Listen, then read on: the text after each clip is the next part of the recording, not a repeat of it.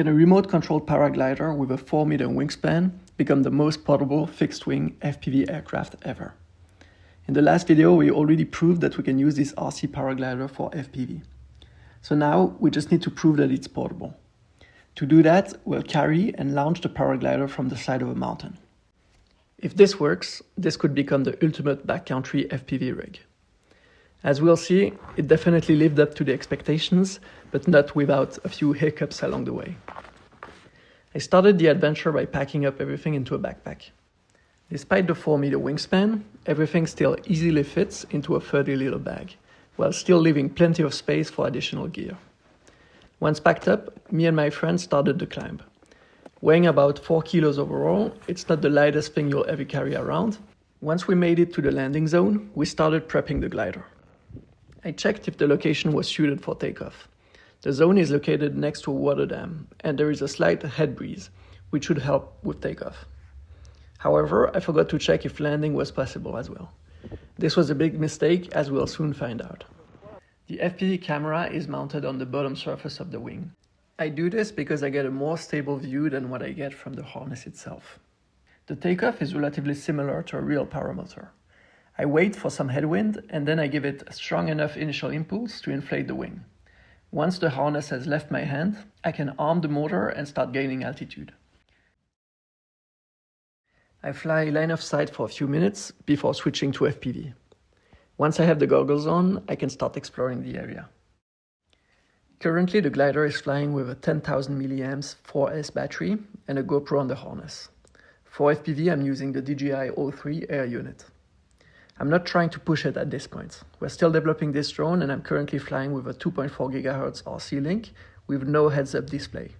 So I don't have information about the RC link quality, the battery state of charge, or the speed and altitude of the craft. That's something we'll have to build in the future. Overall, the wing is flying extremely well and remains inflated throughout the flight.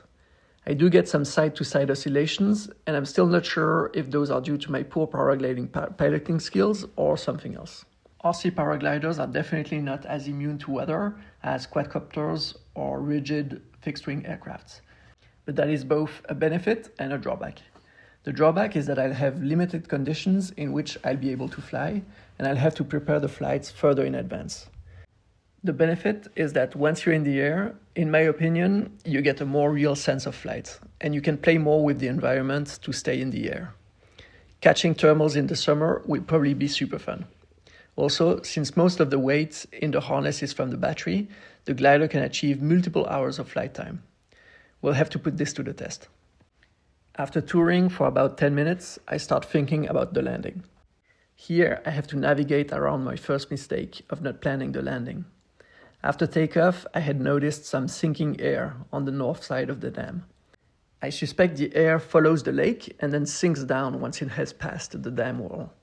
So my plan is to follow the dam from the south side while flying crosswind and then bank at the last moment to land into the wind at the landing zone. As I'm approaching, I suddenly lose lift on the left side. The glider spins out of control, but luckily I can catch it after 3/4 of a turn by pulling the brakes. At that point, I turn around and try a second approach by coming around the same way. Here, I'm making my second mistake.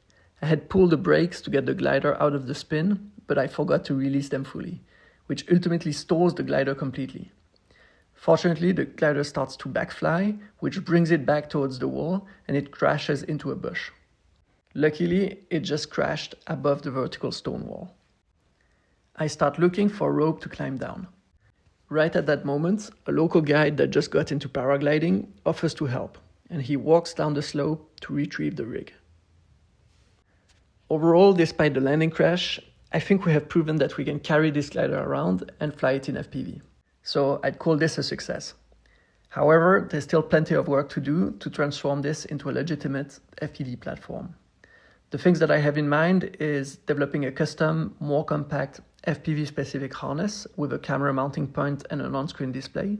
I think I'd like to have a custom one-handed controller that uses an actual joystick as the interface instead of the motion-based controller that I'm currently using, to give me a better sense of my control inputs.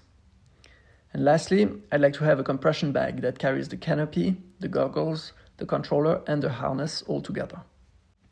Let me know in the comments what you'd want to see added to this list and how you would use this FPV paraglider. I'll see you in the next one. Bye.